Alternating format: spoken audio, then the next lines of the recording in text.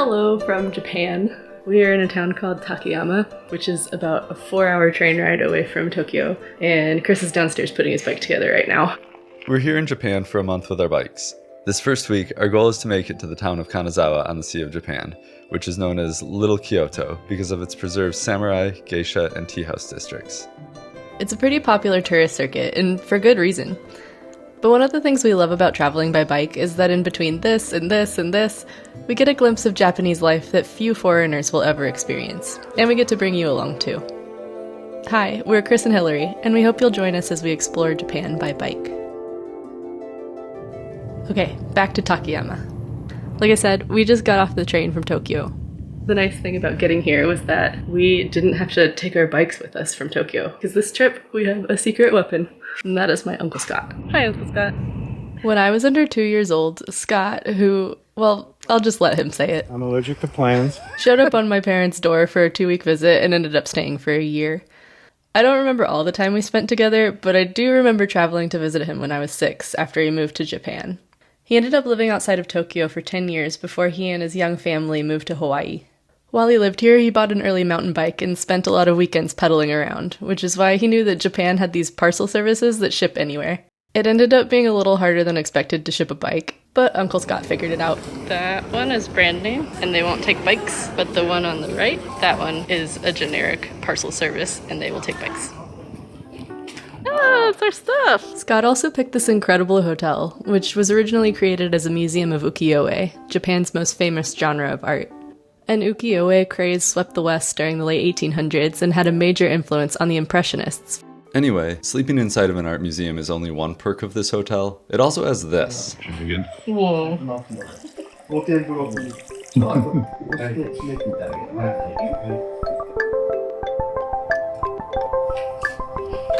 Oh, scheisse. Are we allowed to curse in other languages on this channel? Hillary can always beep it out.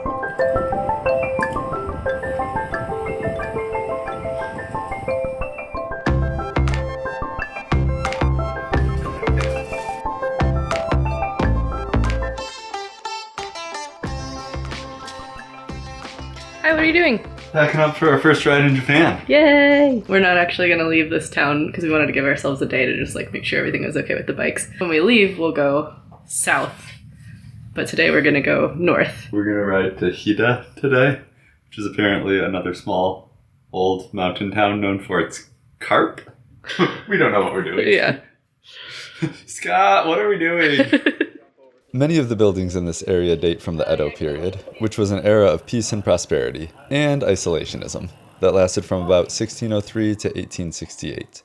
While most of the cities in Japan were firebombed relentlessly by the US during World War II, this region was so remote that it escaped the worst of it. Hida, where we're heading, is even more remote. And yeah, apparently there are colorful koi in the gutters. Anyway, we've got about a 15-kilometer ride to find out what that's all about.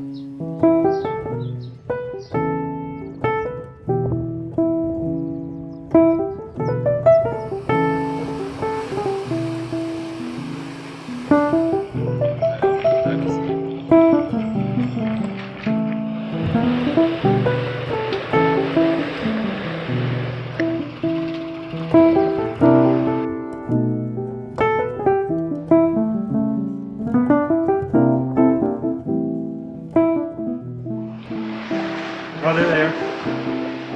Ooh, I see some gold. I see lots of it. Before the 1960s, these canals were full of trash and waste. A local legend says that the koi, which can't survive in dirty water, were stocked in the canals by city officials as a way to get townspeople to stop abusing the river. The reality is much more heartwarming and hopeful, in my opinion. The townspeople, tired of the dirty canals, got together to clean them up themselves and stock the fish as a symbol of the purity of the waterways. The farther you go, you win. If you get eaten, you lose. They don't even see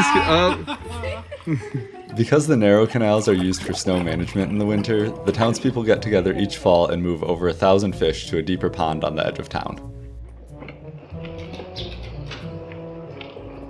While exploring the surprisingly quiet streets, we also learned about the local festival, which sounds interesting. We really have to come back to this place. We have half-naked late-night drumming and fish moving day to look forward to. experience fee. Saying don't hit it with the handle, don't hit it with the sharp point. You gotta hit it with here is what they want you to do. Ah! You think this giant drum would be quiet?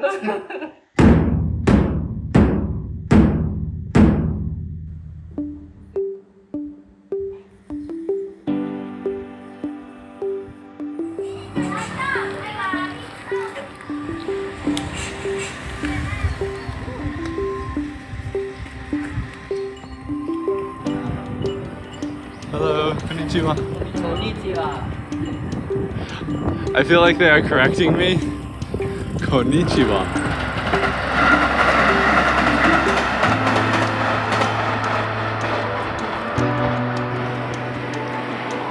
Ah, you got it!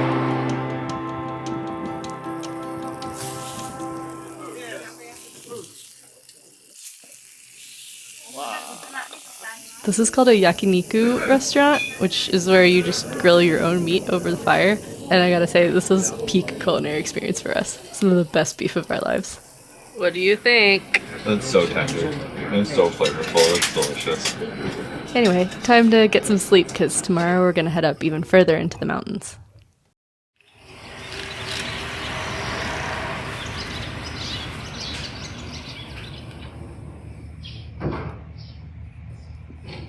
So dramatic. I have to close the door slowly. Are we ready to go? We're real close. This town has been so cool. Yesterday we took a little side trip up to a town called Hida. That was just a little shakedown trip. But today we're packing up, heading out to a town further into the mountains that's known for its traditional village. So I think it might take us a couple days to get there. But so far everything that we've seen has been amazing. So I'm excited to see what we see along the way. Goodbye, hotel! The weather isn't looking great today, and it's supposed to be super rainy in the afternoon. So smart people would head out early, put their head down, and get as much done as possible before that. But we cannot resist a distraction, and just outside of town there's an open-air museum where they've rebuilt some of the traditional houses from those mountain villages we're going to. Plus, it's only 300 yen, which makes about as much sense to us as it probably does to you right now. I want you to tell the camera how you estimate the cost of things in this country, Hillary. The exchange rate is very confusing to us. So we just say you divide by 100 and you pretend like it's miles instead of kilometers. I'm not sure how many units we're including here. So 300 divide by 100, that gives you 3. And then instead of 3 kilometers, you're going like around 1.8 to 2 miles. So it's like 1.8 to $2. Math, Chris. We're here to see these thatched roof houses, which are built to withstand the over 30 feet of snow that historically falls in this region each winter. One of the things that makes these buildings so unique is that even though they don't use nails, they're multiple stories tall, which provides enough room for an extended family of 30 to 40 people to all live in one building. Communal living and reliance on neighbors is a huge part of life in these villages. When a thatched roof needs to be replaced, traditionally the whole town showed up to help. Plus, the houses are big enough for the local industries, silk and saltpeter. Since this mountainous area doesn't have much room for agriculture, most houses dedicated the attic to growing silkworms and making silk, and dug pits under the floorboards to make saltpeter, an ingredient for gunpowder. Residents warm themselves and cook with an indoor fire, which also helps keep the thatch warm and dry, preventing rot and insect infestations. Brave move, though, keeping a fire inside a house made of wood, grass, and locally made washi paper.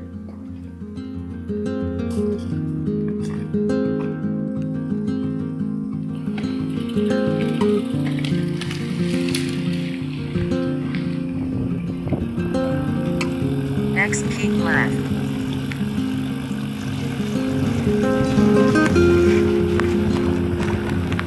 Now keep left.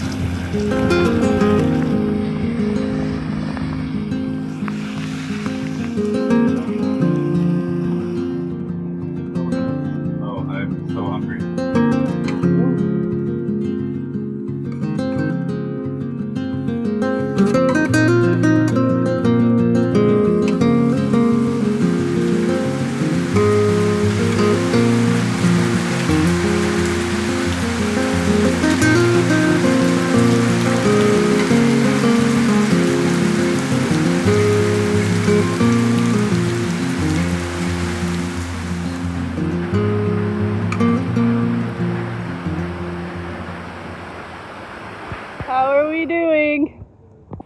doing?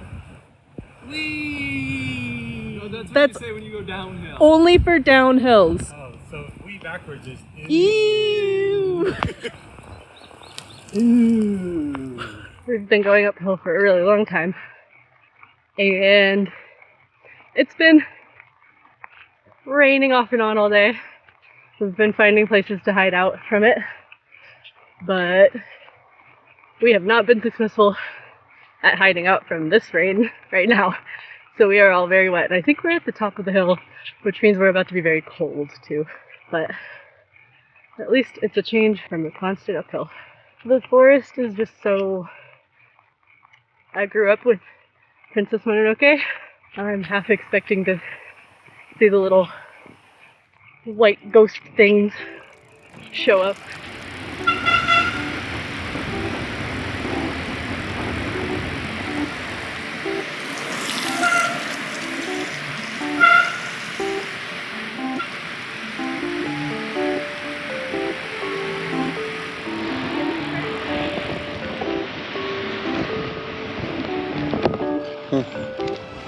Watch out for bears on the bus stop.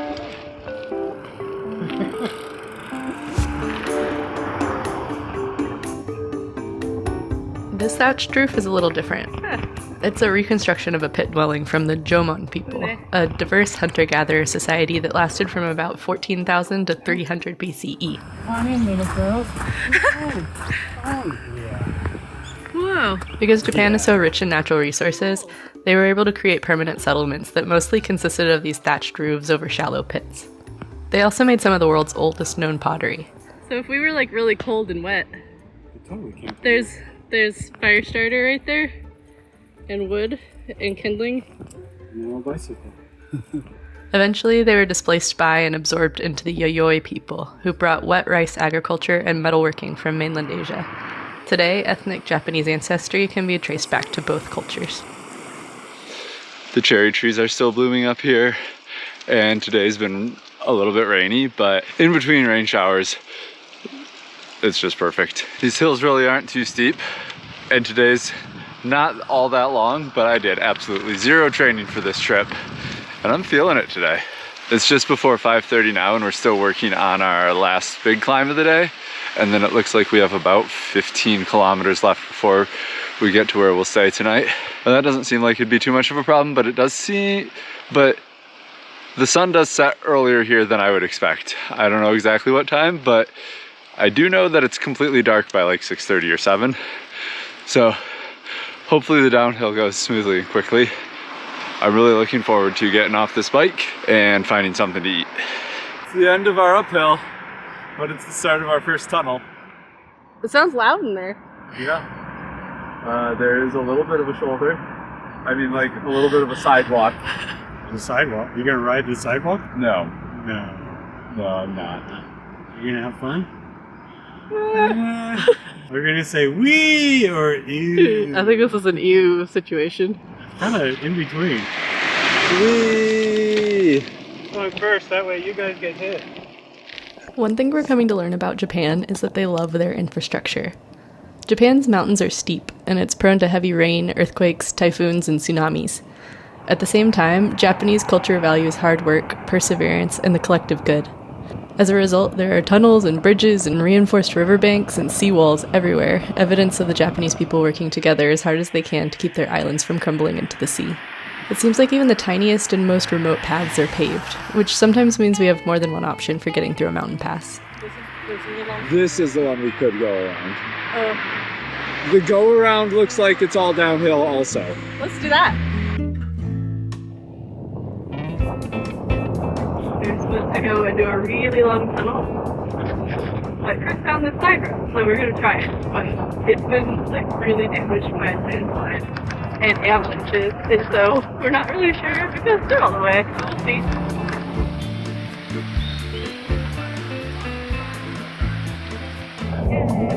It goes through. Good find, Chris.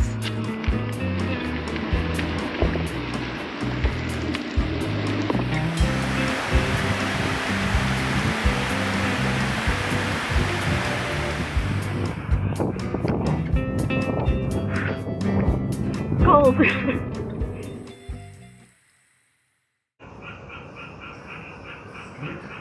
Good morning. Good morning. Rice paddy full of frogs right outside of the window. Right now we're packing up at a very western hotel, kind of in the middle of nowhere. We're in Fairfield by Marriott. On the inside, it feels like you could be literally anywhere, and then you look out the window and there's just a rice paddy like right outside our window that's full of frogs. And it's just like a reminder of where we are.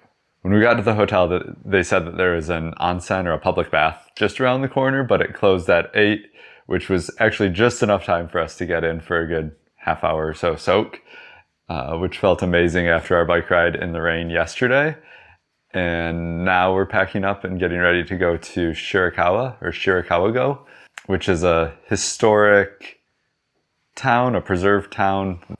Hillary made most of these plans. I don't really know what we're in store for, so I'm excited to go find out. All right, I have to pack up too. We're packing up and leaving at like 10:30, which is a little later than we maybe otherwise would. Scott owns a business in Hawaii and hasn't quite figured out how to take a real vacation from it yet. Pretty much the whole time we're together, he's waking up at 3 a.m. or 8 a.m. Hawaii time to work most of a normal work day, and then biking a full day with us afterwards. It's so pretty. How's everyone feeling? It's beautiful. How are your legs and your butt? My butt hurts. I was so stressed out, and then I was filming you guys leaving the hotel, and I had this weird sensation, and I realized I had a huge grin on my face for nothing. Nothing had happened yet. I was just like, okay, we're out on the road. Here we go.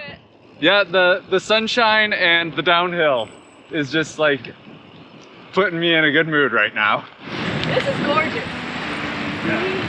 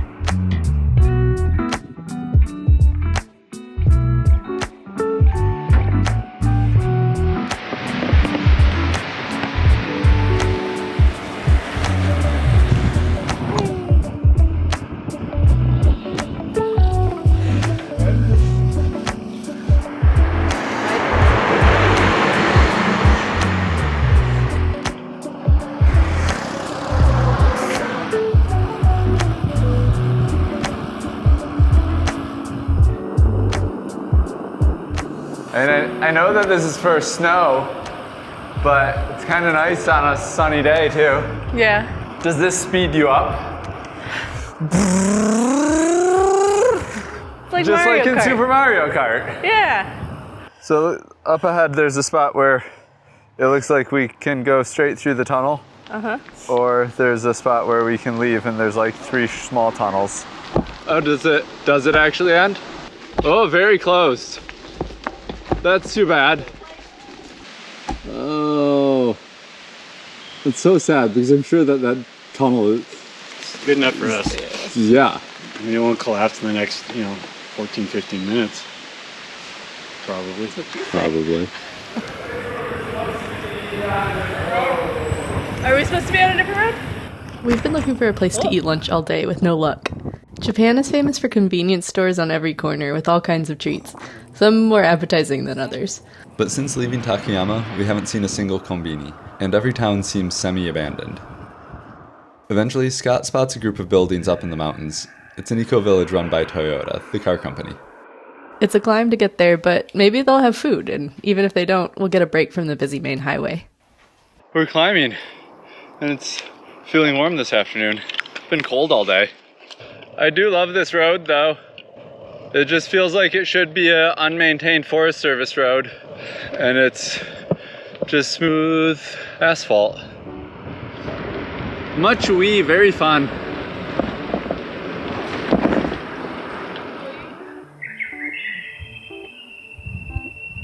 I'm happy. Yeah. I'm happy with the views. I'm happy with the forests. I'm happy with the downhill. I'm happy with the road. This is great. We just need lunch. Unfortunately, the eco-village seemed about as empty as everywhere else. What is Toyota Shirakawa-go Eco Institute? You'll never know. learn Japanese to find out. Luckily, it's all downhill to Shirakawa-go, where we've booked a hotel with a dinner that we're really looking forward to, and not just because we're starving. Whoa! The only problem is we're kind of coming in a back way, and it's not totally clear how to get over the river and into town. Then we spot a bridge. Problem solved. Except we're not sure if we can take our bikes across it. I think that's the thatch. Yeah, that's kind of what I'm thinking. Walk across. We can walk across Yeah. with Across, but you can walk across. Okay. Go up here, turn right. Oh, that's a lot of people. There's so many people.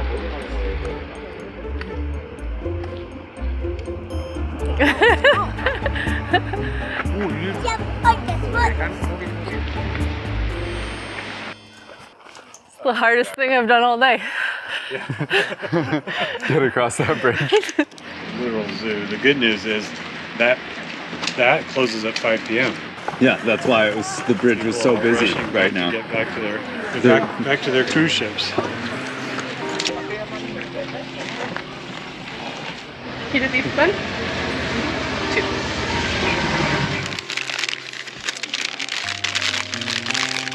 How is it? Is it beef? Is that it? We've gotten to our hotel a little after 4, and dinner will be served promptly at 6. So after checking into our rooms, which honestly weren't much to write home about, we head out to explore more of the town now that most tourists have left. Okay, Uncle Scott, tell us about the last time you were here. I was here somewhere around 1995, which would be 30-ish years ago. We drove into town in a Japanese minivan with no plans because I'm allergic to plans. And we pulled up to one of these thatched roof houses and said, "Is there any room in the inn?" And they said, "Are you crazy?" And we said, "Yes." And they said, "Okay, you can sleep in the attic." And we slept in the attic. And all night long, mice and other critters were running over us.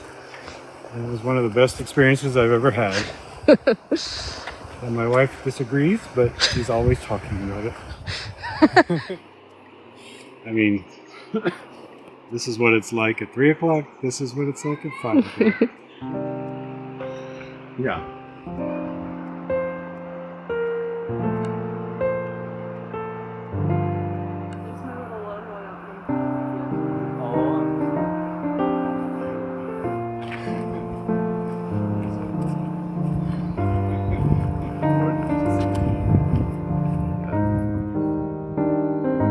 Oh my god.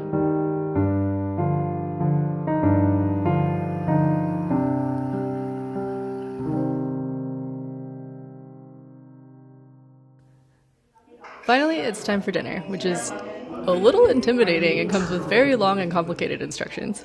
Did I get it all? No.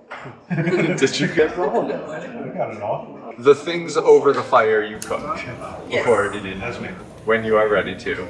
But everything else just goes in your belly. Hi.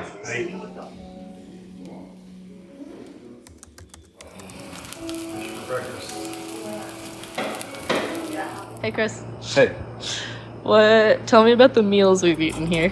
They've been very impressive spreads of a lot of food. I probably don't know half of what I ate. Most of it was pretty good. Some of it was a little questionable. My slimy one this morning was too slimy. Yeah, it was very slimy.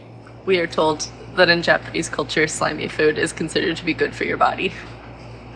So they eat a lot of slimy food. I don't know what the food is other than slime. Slimy. How was it? The food was nice? Yeah. Worth the 60 cents? Yes, but it's not relaxing. I wouldn't seek it out. Just get right into it. Up till now, it's been Golden Week, which is basically nearly every national holiday in Japan all rolled up into one 5-day period.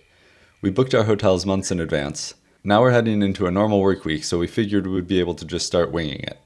There are a few more less visited thatched roof villages on the way to Kanazawa, and we think maybe we can stay in an inn, or they're called minshuku in Japanese, in one of those villages. But the issue is it's not totally clear how to book a room, so we stop at a cafe to do some research. But first, we have to figure out how to order through our first restaurant vending machine. Another ticket. Another ticket. Thank you. This is our secret Bring your Japanese-speaking uncle. Seriously, it's a good life hack. It turns out, in Shirakawa-go, the only way to book a room is through their community association's website. Yeah, so they don't like do too much like on the booking.com and all that kind of stuff. The place we're going, part of Takayama has their association. She helped me find that. You go on there and the minchiku are listed there. Oh. The first place I clicked on was 33,000 per person per night.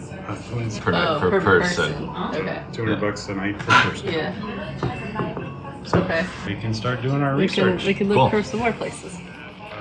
We strike out and find that these minchikus are booked out at least a month in advance, usually more. But hey, we'll head up there. Maybe one of them will have a cancellation.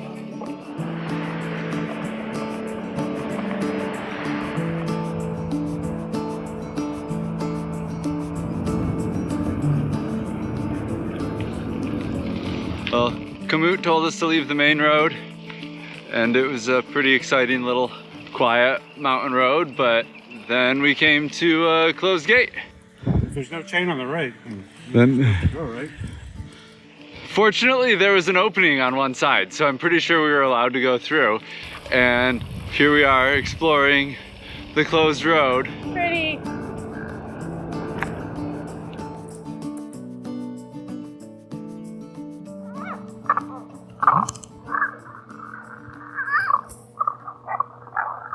Have you heard anything like that before? They're like alien babies. I don't know how long we stand here trying to find the source of this sound. Sound-wise, it's right there. Oh, are they in the holes? That's what I was wondering. Maybe they're in a hole. It's not impossible that we just discovered a new species. We did not discover a new species, but we did discover the reason the road was closed. Turns out they were repairing a bridge. Road is closed. I get cake as a consolation. We're in for a treat. Scott introduces us to his favorite nostalgic biking food, Calorie Mate. Mate means friend, and calorie means calorie. So it's a friend of a calorie. Oh, it looks much less Cliff Bar It's just like a than I was biscuit. expecting. Yeah, you're not gonna like this, and you're not gonna like this. It's like it's like a shortbread with just like an off taste. Yeah. Like if you crammed a bunch of protein into a shortbread. Oh, there's like an aftertaste though. Yep. That gets worse, but I'd still eat this. Oh. It's a friend of a calorie. Hot or cold? Oh, cold.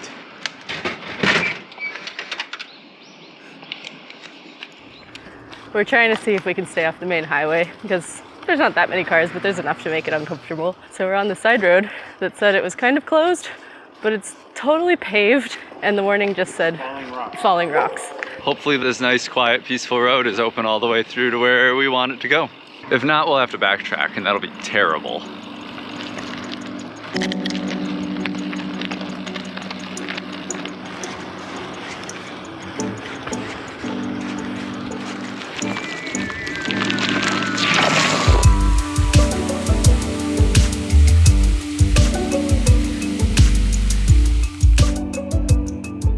Uncle Scott here. If the road says closed due to construction, turn around.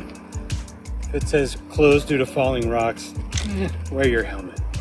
In the States, if this road were engineered as a bike trail, this would be a destination in itself.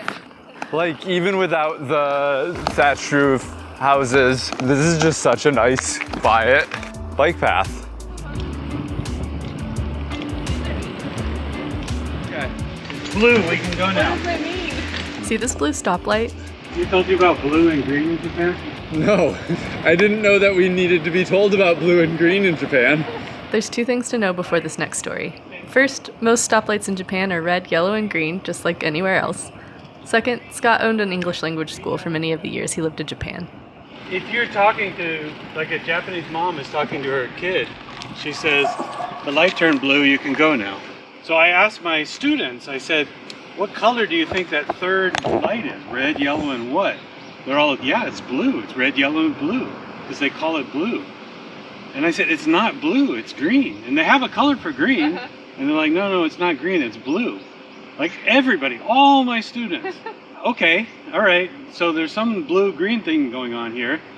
So they'll call this mountain A blue mountain. blue. They'll say Aoyama, which is fine. We have blue mountains, too, right? yeah. They call it blue mountains. So they have blue this and blue field and blue mountain and blue river and blue. And I'm like, do you think all those things are blue? And they're like, yeah, they're blue. I'm like, do you think the leaves on the trees are blue? And they're like, yeah, wait, no, they're green. I'm like, and it just creates a huge An existential dilemma. green and yellow. But the three colors on a street light are red, yellow, and blue. And then the crosswalk, it'll turn blue, even though often it's turning white. Huh. In recent years, some Japanese stoplight makers have started programming the green in stoplights to actually be various shades of blue or teal to make it less confusing, I guess. Alright, we made it to Ainokura, the town that we were hoping to sleep in tonight, but there's no room in any of the inns. But we found a campground. The only issue is that Uncle Scott doesn't have any camping equipment, but Uncle Scott is a badass. I don't know if we've made that clear yet in this video. And he's like, I'll figure it out. I think what he actually said was, I'll find a sleeping bag. What do you mean? So now we're going into town to try and see what's there.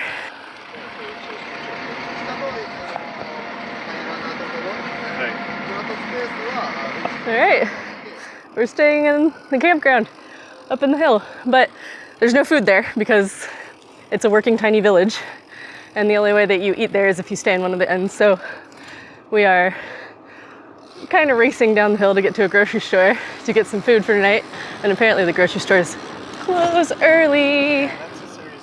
Whee! There's also a home improvement store, which Scott thinks might have a sleeping bag. The only problem is, in our frantic search for somewhere we could buy food quickly, we didn't notice that this is a big hill. Grocery store. One issue is that we forgot to pick up fuel for our camp stove in Takayama, so we have to find food that we don't have to cook. We rushed down to the bottom of the hill to get to the grocery store before it closed. Scott found a hotel room about 15 minutes away. The last hotel room. All that talk about him being a badass, and now he's resting in a hotel room with an onsen. So he might not be a badass, but he's a smart man. He got to the hotel room before we did, so. Yeah. And now we are going back up that massive hill. Okay, well, it sounds like you kind of made it, but they have a room here. We're here. All right, cool. Talk to you tomorrow. Yep. Here we are. Back up at the village.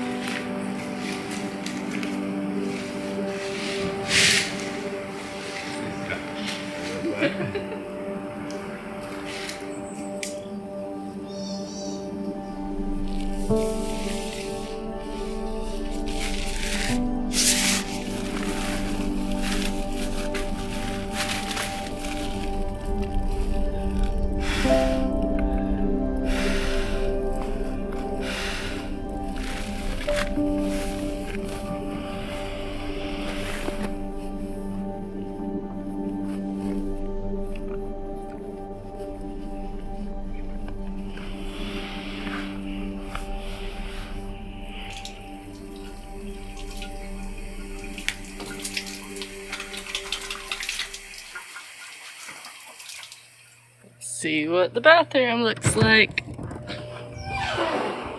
Sink. A bidet.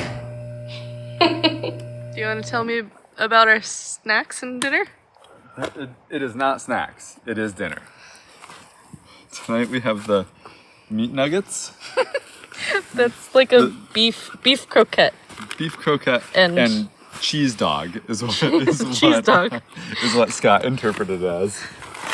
We have the chocolate digestive biscuits. What is digestive? Anyway. I don't know. The picture sold me.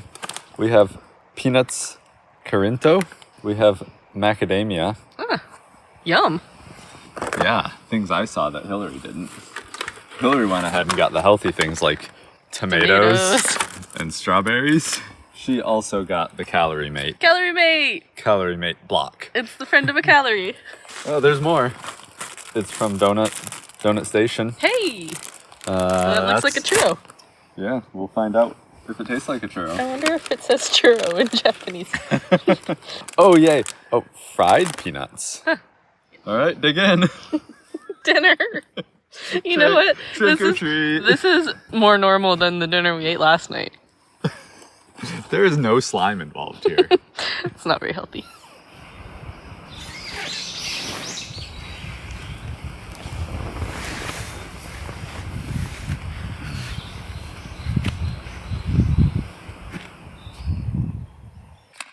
I bet I look like a crazy person right now. Yeah. It's time for Calorie Mate. Everyone's favorite, slightly off-putting shortbread biscuits. These are chocolate. Oh, is it better? No. Well, the guy at the office yesterday said that it was too early in the season, too cold to go camping, but personally I thought it was a perfect night. The past few nights in the hotels have seemed too warm, so last night the cool air was perfect for a good night's sleep.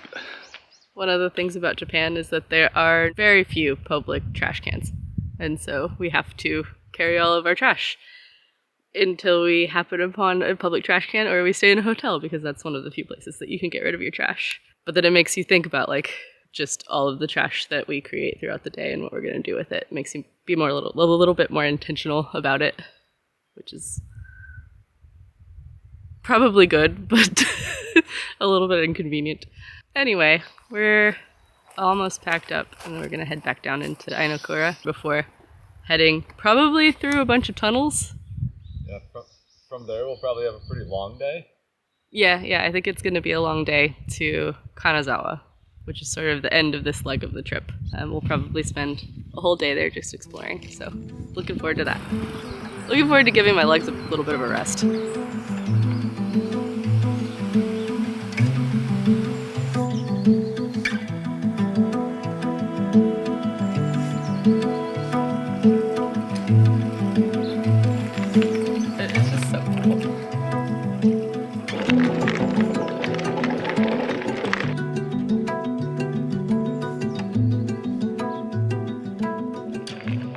Ainokura is known for its washi paper, which has been made in this area for almost 1,000 years. Traditionally, washi paper is made in winter when local artisans use the pure snow melt to wash, pound, and clean the fibers of the paper mulberry to create a raw pulp needed to make the paper. Oh. It's like it's like toilet paper. Yeah. Glue. Oh, okra. Okay. That makes sense. The okra's slimy. Yeah. That's slimy. Yeah. The cold temperatures cause the plant fibers to contract, yielding a tight, dense, and strong sheet of paper. Nice work. It's art. Finally, the sheets are laid in the snow to bleach. The resulting washi paper is so durable and resistant to oxidation that it's used to restore important documents. You made it. It's very smooth on one side and rough on the other. This is what all the windows are made out of here. Uh-huh. Huh. Cool. As soon as we're done learning about washi paper, Scott's made it up the hill to join us. So we start the long climb over the hill down to Kanazawa. The man from Hawaii just can't pass up the opportunity to touch snow. Does not feel like there should be snow here right now. Just think of how much snow there was here a month or 2 months ago. If there's still this much left. Snowball fight. This is awfully one-sided.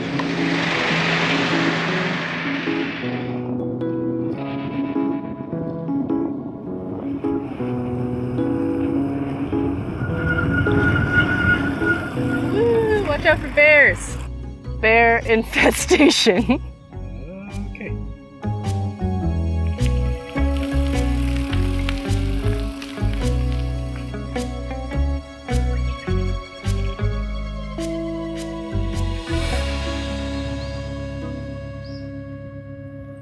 This is way better than being in town. Yeah.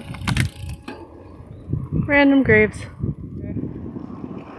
We're going ever so slightly downhill through rice paddies and little cute houses and orchards, and In 60 meters, turn left onto road, then turn right. And the colors are very bright and beautiful, and the sun is shining, and it really feels like I'm in a Nintendo game. Just quiet agricultural roads between the rice paddies. It's really bad. Great. This is my favorite.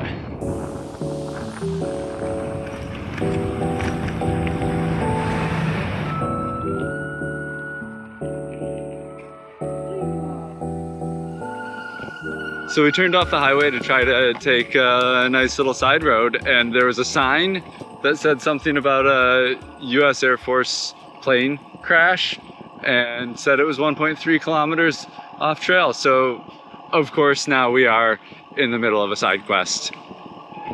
If the sign had said 1.3 kilometers and down a big hill, I maybe would have had a different opinion. Oh, and there's a fork in the road without another sign. Okay. The left fork is not on my map. So I think we probably want to take the right fork then.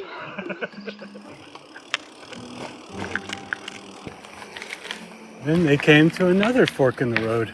Mine says that way exists and that one doesn't. To the right. Hey! Don't go this way. Americans this way. In the dark, deep forest. Okay, we're betting on the deep dark forest. It's nice in here. Like, oh, there's a path here. There's a trail. Oh yeah, with the red arrow. Yeah.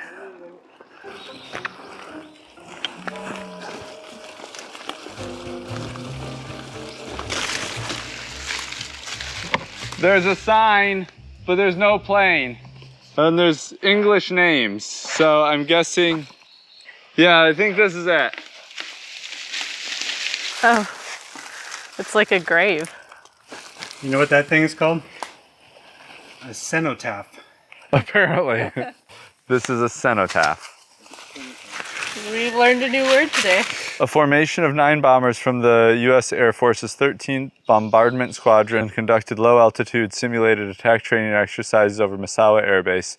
On their return journey due to bad weather, 2 of the planes collided over Kanazawa City and crashed into a mountain owned by Shozo Mori. The people of this place responded quickly to the rescue, but the incident was not made public due to media censorship imposed by the U.S. military during the occupation. Having served in the Pacific War and deeply felt the importance of human life, Mr. Mori told the American soldiers, "There are no enemies or allies. I will mourn you on the 50th anniversary of your death."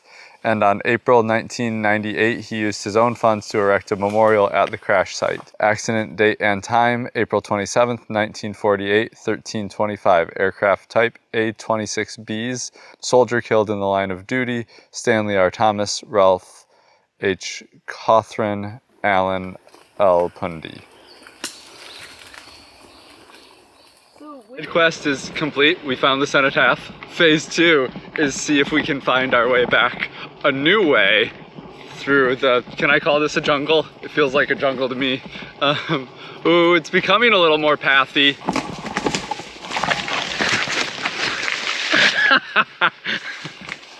Swing back. Okay, this is halfway to the path. Is this the path? No, this isn't on the map. This isn't on the map. But we're going towards other things that are marked as roads. It's still concrete. It's still concrete. Uh-oh. Oh. Oh. Oh.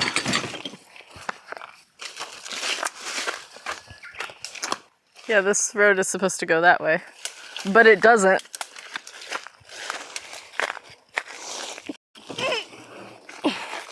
It's a swamp. Our next attempt is a success, which is good because the sun is getting quite a bit lower in the sky. I think we found Shangri-La. This is so pretty.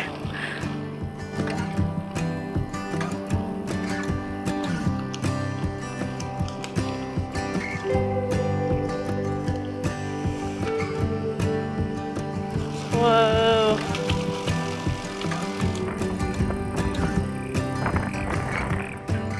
And then all of a sudden we're out of the mountains and back in civilization on the edge of the Sea of Japan.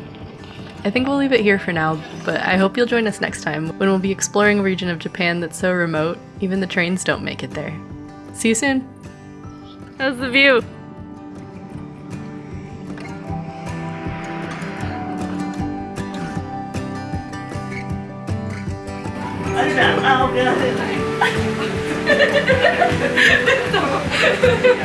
That's so cute. Highly recommended. Yeah.